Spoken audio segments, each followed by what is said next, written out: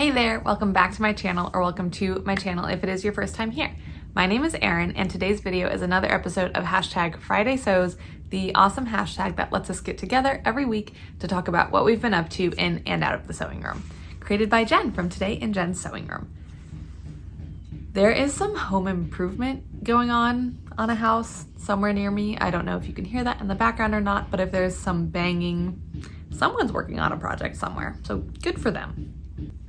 The only thing I can talk about from this week that I sewed are these stride tights from Greenstyle fabrics. They're obviously not the full leggings, they are just the shorts. I finished these on Friday, I want to say. They were already cut, and so I just had to put them together. They were very easy to put together, and what I did was serged everything and then top stitched with a zigzag, which was optional in the pattern, but there were like prompts to tell you like this would be the time to top stitch. So I did choose to do that for all of it. I did the shorts, but then I did the high rise contour waistband. So there's no elastic or anything in the waistband. That I think was also an option, but they said for the contour waistband it's really not necessary, and I agree. They stayed up just fine. I wore these all day on Saturday, and then I ran in them on Sunday, and they were totally fine. The waistband was not at all an issue. These I cut a size as non-traditional sizing. Maybe it was like an H or an I or something like that. I will put down in the description box with my measurements. I will also put what size I made. The sizing worked out really well for me, and they were very comfortable. Not too big, not too tight or small or anything like that. So big fan. They just came out of the wash, so seams are a little ripply, but when I made them and steamed them out, they were fine. But yeah, they're really good. I will, I think, try to make them a little longer next time, increase the inseam length. When I ran, I had the same issue that I have with all shorts when I run, is just like they rode up, because where they hit on my thigh is like right at the widest point, so the most friction. So they rode up. It wasn't too bad. There was not obviously that much fabric to ride up, but I will try to lengthen them next time to get over that wide part of my thigh and see if that helps them stay down at all. That is the only modification I think I'll make for next time, is just trying to lengthen them some. I did do the optional gusset, and that worked out great. Everything was fine, and they were so fast and easy to put together. I'm definitely making more. I already have fabric to make more, so these were a big win. One thing I think I'm gonna try next time is doing the lower rise contour waistband. They're not maternity height on me. Like, it does not feel like I'm wearing maternity biker shorts necessarily, but it's close. It feels similar. So I might give the shorter ones a go just to see how big of a difference there is, see if it's worth it.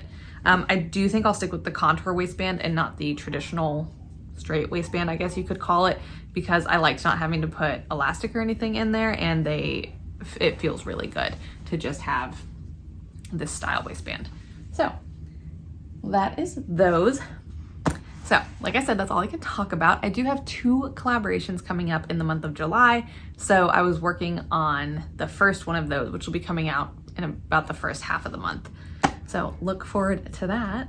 It went well. That's all I'm telling you. In terms of plans, so I am going to a sewing social tomorrow. I mentioned in a video I put out a couple weeks ago, it was a spend a weekend in my life, in my sewing life with me type of vlog. And in that video, I went to my local quilt shop, which had recently changed owners and reopened. And I was chatting with the owner and asked if they were gonna have any types of socials. And she said that she had just been thinking about whether or not to do socials, and specifically, we were talking about what type of sewing I do and stuff, and I said, well, I quilt, but I also make garments, and so any type of sewing social would be what I was kind of looking for. And she said she had just been thinking that maybe she would do something to do with garments or some sort of social, but she wasn't sure if there was interest. But I expressed the interest that she was curious about. So while we were standing there in the store, she added the event and made it a thing, and I was the first person to sign up. So that is going to be tomorrow. Anyway, that's the backstory. Basically, ask the question, and you may get the sewing social that you want because you asked for it. So that is tomorrow. I was spending today kind of picking up projects and stuff. I've been to sewing socials before. I like to have a couple of things just in case like I forget something for one project or don't feel like working on it or whatever. So the first thing I prepped was Simplicity 8856, the artisan dress. I was gifted this pattern by my friend, and I am making the dress version for myself. It does include the sizes for children too, but my daughter's too small to fit in it yet. So I had that all cut out already, but what I went ahead and did was I serged around the edges of all of the pieces. I have it in this linen blend. It feels like a linen rayon blend that I got in a Walmart mystery bundle. So I serged around the edges of all of the pieces because I'm just bringing my sewing machine. I'm not gonna also bring my serger. So I have that all ready to go in a project bag. And then I do also have a project dress, a girl dress, in a project bag that I could work on. And I have another little crafty project. And then I did decide to do the standing tall quilt along that Teresa from Lost My Thread is hosting along with Sarah from, cannot remember her channel name, but I will link it down below. Izzy from Dizzy Quilts and Sews is also doing it, and when she mentioned it, I was like, oh, I've been thinking about it and I want to make a quilt, but I wanted an easy quilt, and you know what? This is an easy quilt. So I have kind of been thinking about what fabric I want to do. I didn't want to have to buy anything for it necessarily. Thought about a super scrappy version, but that just felt like a lot of effort to coordinate on my part because my scraps are a mess, because my scraps are my toddler's fabric. So anyway, it's a hot mess in my scrap area. The scrap area is currently my entire floor. I'm letting it go, it doesn't matter. Anyway, back on track. I do have this jelly roll from Joann's that my mom gave me. It was from her stash. The problem is that Joann's jelly rolls only come with 20 strips. There's 2 of each design, but they only come with 20 strips. So with these colors though, I think, oh, sorry, the sun. I think I can go through my stash and pull enough fabrics that will tie together that I can make it work without it looking like I made it work. I think it can be pretty cohesive. So I might spend part of tonight trying to do that, but also I have to cut all the pieces, and I don't really want to spend a sewing social cutting necessarily. I think the error rate could be very high. Like, it shouldn't be, because it's just 2.5 inch strips and then you cut them to a certain height or something. I haven't totally looked through the instructions, but I just feel like the error rate could be very high, and I don't have a lot of wiggle room because I don't even have all the fabric I need or want yet. So we'll see. I did also buy some fabric from that quilt shop when I was there, and I thought about using that, but I don't have enough different types. I don't have the wide variety that they want you to have for this pattern. So I might do that. What I do need to do this week regardless is I do need to get all of my fabrics picked out and cut them, and then I should be caught back up on the timeline for the quilt along. So that is plans for my social tomorrow and basically the next week. Next week also, I do need to kind of get going on my second collab for the end of the month. I would like to get started on that because I'm excited about it. I'm excited about everything. That's kind of the issue here. Oh, big thing this week. Today, I received my first order from Serge Fabrics.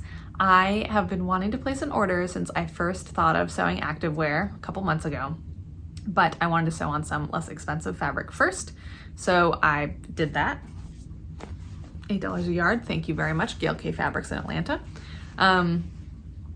So I feel confident enough now to spring for the good stuff, even though this is good. This was fine to run in, no issues, but to like explore more different types of activewear fabric and try other stuff. So I ordered from Surge Fabrics and I have a clip of me unboxing it to insert here. Okay, I just got home from the gym and finished up lunch. The toddler is doing independent time, which means she will probably come down the hallway to interrupt at least a handful of times in the time it takes me to unbox this, but it is what it is. And Bubba is around. So anyway, I just got my order from Surge Fabrics. I wanted to do an unboxing. I placed this order Sunday, I think. I'll go in and double check, but I believe Sunday, and it is Friday, and it was delivered this morning. So I think that is outstanding turnaround time. Okay, so this is how it comes packaged. Let me cover my address. Okay. So it has a nice little thank you card there. Thank you for your purchase. Thank you so much for your order. We really appreciate you supporting our small business. And then it tells you how to leave a review and stuff. I like that. I always like when they include a little thing. It's just showing their appreciation. I like it. And then my order, my shipping sheet thing. So on top we have 1 yard of beige power net.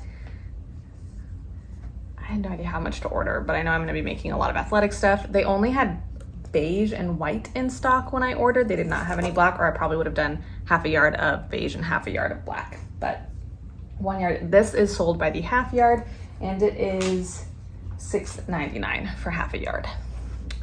Then this one I was really excited about. This is Under Armour fabric. It is, dark red Under Armour Wickaway Piqué jersey, $8.50 a yard. And I got 1 yard of it to make my husband a shirt. I can get a t-shirt out of a yard for him, I think. And I just thought that, I mean, for $8.50 to get essentially an Under Armour shirt without the logo on it is pretty awesome. So I'll make that for him to work out in. Then we have white sand Sedona mini stripe jersey, $7 a yard, and I got 1 yard. I think this was on sale. 1 yard of it. Again, probably a shirt for Adam, my husband. Maybe a shirt for me, but probably a shirt for him. I don't remember the content of this. I think it was multiple things. I think it was like cotton and rayon and spandex, but I'll double check. Now, this is the very fun one. They have a bunch of dead stock fabric from a company called K Deer that I think went out of business. So they have a bunch of really cool nylon spandex, and this is called Tutti Frutti. It was $12 a yard, and I got 2 yards of it. It's rad. This is what the word rad should be used for. Like, how cool is that? I'm very excited about that. I might try to make a swimsuit out of this. Anyway, I've had swimsuits on the brain lately, but like, oh, it's just so cool. So I got 2 yards of that. And then I got a couple different types of their athletic fabrics because they sell wovens, they sell all kinds of knits, but I have heard them most commonly in association with activewear. A friend of mine that has made her own activewear recommended them and sent me the exact ones she uses. And then Whitney from Tomcat Stitchery has also talked about Surge Fabrics. So, okay, one is a 1 yard pre-cut. So the smaller one, I would assume. Hi, baby. Are you having fun during independent time? Okay, so I think this is definitely less fabric. So this has got to be the 1 yard pre-cut I ordered of Navy Max Peached Performance. So I think the Max Peached Performance is the type of fabric. Very buttery, thin, like really light, but pretty opaque. I don't think there are going to be too many issues with that. I was hoping the navies would go nicely with this, which there's not exactly navy in there, but I think they'll look good together. So that is that one. And then this is a lot thicker. I think this will be good for sports bras. This one. And then this is the Ink Navy XL ATY nylon circular knit. ATY, I believe, if I remember what I've heard Whitney say on her channel, is basically their supplex. So it definitely feels like it. It's not too shiny or anything. Once again, nice and thick, but isn't gonna be too heavy. Doesn't seem too opaque at all. And yeah, so that is the ATY. So I wanted to try, specifically I wanted to try the ATY, and then I wanted to try their 265 GSM. So I got that in this sunshine. So bright and happy. I got 2 yards of this. Oh, sorry. Okay, so the 1 yard pre-cut was $18.68. I think it was a little bit discounted because it was a pre-cut. And then the Ink Navy ATY was $18.99 a yard. I got 2 yards. And then this Sunshine Athletic Brushed Poly 265 GSM was $18.49 a yard, and I got 2 yards. I'm like, oh. And this is really soft. Oh, I'm so excited about this. Really thick. I don't think there's gonna be any opacity issues with it. Oh, this makes me so happy. And I think this would look good too with the navy. I tried to get stuff that would kind of coordinate. And then I have a bunch of like gray and black athletic stuff too. And then to make it to $150, because that was the free shipping threshold, I got 2 yards of 1/4 inch clear elastic at $3.59 a yard. Wait, 2 yards? No, 5 yards. And I ordered 2 of that, so 10 yards. This is nice and soft. This is a lot softer and stretchier. Hi, baby. I got this. You did bring that down there. Is it all your shoes? It's all my shoes. Okay. Well, that does it for this haul portion of my hashtag Friday Sews. And then on this, on the chair. Okay. Let me know if you need assistance, but I think you got it. That does it for this portion. Back to Friday Sews. I did it. You did it. So, I have already washed almost all of it because I was really excited. I want to get into it. The tie-dye one, Brady grabbed, my toddler grabbed, and immediately was like, this is for me. This is a jacket for me. And she started draping it over herself, which was really cute. She loves tie-dye. She has tie-dye Converse. She has a tie-dye skirt and a tie-dye shirt, and has had a tie-dye dress when she was younger and stuff. The girl loves tie-dye. So I should have known when I ordered it that she would stake her claim. The good thing is that Jaylee has such an expansive size range. The skirt, I don't know if they all start this small, but the skirt, the Lulu, does start at approximately age 2, and the measurements fit her. So I could make her a little matching skirt when I make mine. If I make it, I think I'm gonna use that fabric, the tie-dye, but also I really wanna make a swimsuit out of it now. You guys, I don't know, hard decisions to be made, but lots more activewear on the horizon. Oh, one thing I did wanna talk about with these shorts. I did mention that I serged and then top stitched down. Have held great. Like, it's not going anywhere, had no difficulty with movement, didn't hear any sort of like popping or anything that would concern me.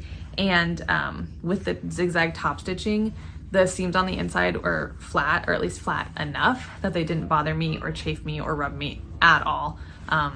Even wearing them all day Saturday, which was a hot day, and then running in them Sunday, which was also a hot day. So I will go back to the Flatlock.